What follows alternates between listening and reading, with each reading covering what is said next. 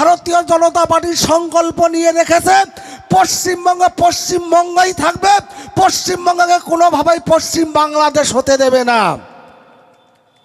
আর একটা কথা এখানে দাঁড়িয়ে আমি বলে দিয়ে যাই, বিগত দিনে আমরা দেখেছিলাম এই তৃণমূল নামক যে দলটি, এই তৃণমূল নামক দলটি সিয়াকে এনআরসি বানিয়ে সমগ্র পশ্চিমবঙ্গে একটা তাণ্ডব শুরু করেছিলেন, একটা সম্প্রদায়কে রাস্তায় তুলে দিয়েছিলেন। সিএর বিরোধিতা করে কিন্তু সিএ কিন্তু ঠেকাতে পারেনি। আজকে কিন্তু যারা উদ্বাস্তু সম্প্রদায়ের মানুষ, যারা পূর্ববঙ্গ থেকে এসেছেন অথবা পূর্ব পাকিস্তান থেকে এসেছেন, যাদের জন্ম বাংলাদেশ অথবা পূর্ব পাকিস্তানের, সবার কাছে আমি হাত জোড় করে অনুরোধ করে যাচ্ছি, আপনারা সিএতে অ্যাপ্লিকেশান করুন, আপনারা সিএতে অ্যাপ্লিকেশান করুন। কারণ সিএতে অ্যাপ্লিকেশান না করলে আপনারা যদি কারোর বাবা মা সাজিয়ে ভোট তোলার তৃণমূলের ভাওতাবাজিতে যদি পড়েন, আপনাদের বিপদ আসন্ন। আমি এখানে দাঁড়িয়ে আজকে বলে দিয়ে গেলাম। কারণ ভারতীয় জনতা পার্টি সিএ বিলটা এনেছিল উদ্বাস্তুদের নাগরিকত্ব দেওয়ার জন্য। যে উদ্বাস্তু সম্প্রদায়ের হিন্দুরা পূর্ব পাকিস্তানে 1947 সালে বুঝতে পারেনি, যাদেরকে রাতের অন্ধকারে নিজ দেশে পরবাসী করে দিয়েছিল, তখন না ছিল সোশ্যাল মিডিয়ার যুগ, না ছিল ইলেকট্রনিক্স মিডিয়ার যুগ, না ছিল ফেসবুক, তারা নিজ দেশে তারা পরবাসী হয়ে গিয়েছিল। তাদের কপালে একটা অভিশাপ লিখে দিয়েছিল। তারা নিজ অখণ্ড ভারতবর্ষের নাগরিক হওয়া সত্ত্বেও তাদেরকে পরবাসী করে দিয়েছিল। যে কংগ্রেস নামক দলটি, সেই কংগ্রেসের গর্ভ জন্ম হয়েছে তৃণমূল নামক দলটি। সেই তৃণমূল নামক দল এই সিএর বিরোধিতা বিগত দিনে করেছে, এখনও উদ্বাস্তু সম্প্রদায়ের মানুষকে ভুল বোঝাচ্ছে। আপনারা কেউ এই তৃণমূলের ভাওতাবাজিতে পা দেবেন না, আপনারা সিএতে অ্যাপ্লিকেশান করুন। বারবার আমি বলে দিয়ে যাচ্ছি। কারণ হয়তো আপনাদের মনে প্রশ্ন জাগতে পারে যে আগামী 16 তারিখে যে লিস্ট বেরোবে, সেই লিস্টে আপনার নাম থাকবে। আপনার যে ফলস বাবা মা সাজিয়ে যদি আপনার ভোটার লিস্টে নাম তোলার চেষ্টা করেন, কেন্দ্রীয় সরকার এখানে কোনো পার্ট নেই। এই যে যেটা চলছে এসআইআর সম্পূর্ণ নির্বাচন কমিশনের একটা পার্ট। বিগত দিনে আপনারা দেখেছেন এই যে সঠিকভাবে স্বচ্ছ ভোটার লিস্ট তৈরি করার জন্য নির্বাচন কমিশন 13 জন আইএসকে ডেকে নিয়ে আসছে, পুনরায় আবার 4 জন আইএসকে ডেকে নিয়েছেন। তৃণমূলের কোনো নেতা নেত্রী যদি আশেপাশে আমার বক্তব্য শুনছেন দাঁড়িয়ে, তাদেরকে একটা কথা বলে দিয়ে যায়, নির্বাচন কমিশন কোনো অবৈধ নাগরিককে ভারতবর্ষের ভোটার লিস্টের নাম তুলতে দেবে না। আমরা চাই স্বচ্ছ একটা ভোটার লিস্ট তৈরি করে একটা স্বচ্ছ নির্বাচনের মাধ্যমে পশ্চিমবঙ্গে পরিবর্তন সংকল্প আমরা যেটা নিয়েছি সেটা পূরণ করব।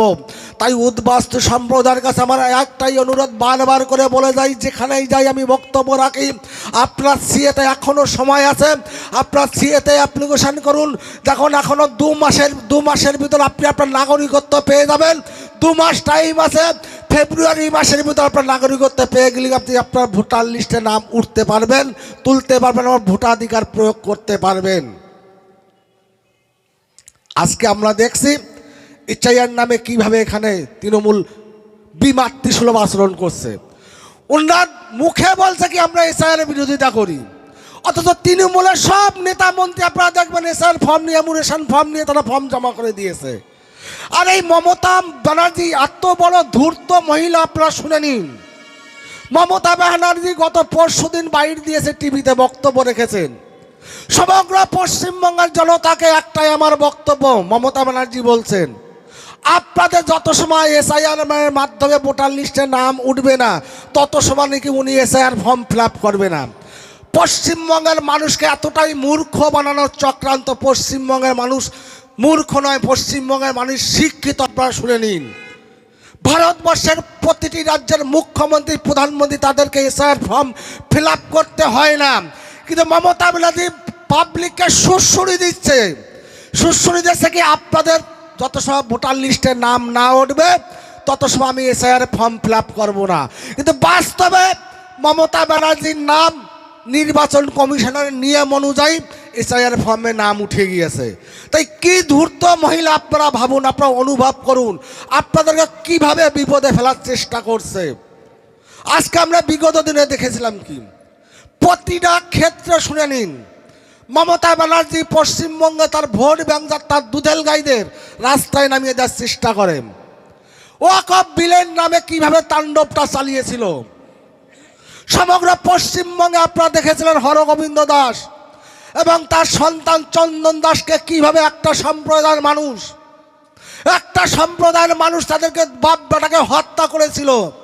সেই বাপ বেটা কিন্তু বিজেপি করতেন না, সেই বাপ বেটা করতেন সিপিএম। শুনে নিন আপনারা, কোন সিপিএম এর যদি এখানে নেতা দাঁড়িয়ে থাকেন, আমার বক্তব্য যদি শুনে থাকেন, তাদের কাছে আমার প্রশ্ন, কি অপরাধ ছিল সেই বাপ বেটার?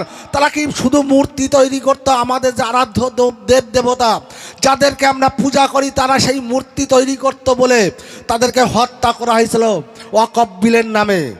কই মমতা ব্যানার্জি তো তখন কোনো প্রশ্ন তোলেননি, কোনো নেতা নেতৃত্ব কোনো প্রশ্ন তোলেননি। হরগোবিন্দ দাস এবং চন্দন দাসকে কেন হত্যা করা হয়েছিল?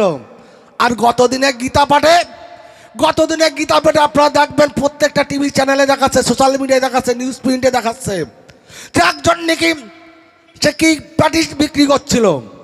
সে তো রীতিমতন বলছে, যারা গীতা পাঠে অংশগ্রহণ করে তারা জিজ্ঞাসা করেছে এটা কিসের প্যাটিস্ট আছে, সে রীতিমতন বলছে এটা ভেজ প্যাটিস্ট আছে।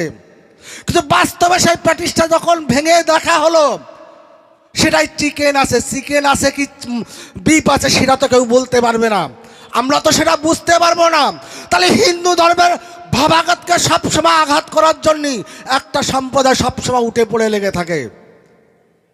আজকে যেসব বুদ্ধিজীবী, এদেরকে বুদ্ধিজীবী না বলে এদেরকে লজ্জাজীবী বলা উচিত, এদের লজ্জা হওয়া উচিত। হরগোবিন্দ দাস এবং চন্দন দাসকে যখন হত্যা করেছিল একটা সম্প্রদায়, তখন এদের বুদ্ধি বেরিয়ে যায়নি, তখন এদের বুদ্ধি মাথার ভিতর ঢুকে গিয়েছিল।